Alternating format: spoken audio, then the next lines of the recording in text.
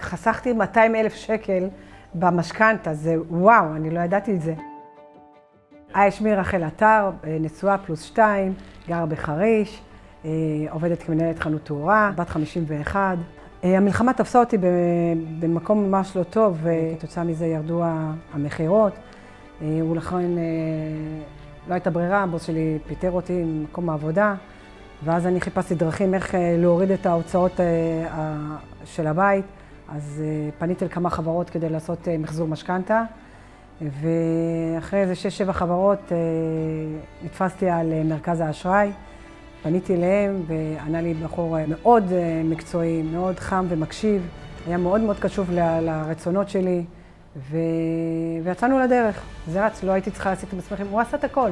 אני חתימה אחת. זה שזה על בסיס הצלחה בלבד עזר לי מאוד, כי לא נכנסתי ללחץ שאם זה לא מצליח הוא ידפוק לי ברז ויברח לי ואני השקעתי כסף, אלא רק אחרי שאני רואה תוצאות אני נותנת כסף מהכיס שלי. ברגע שירד הסכום של המשכנתה בבית, זה נתן לי לנשום יותר אוויר.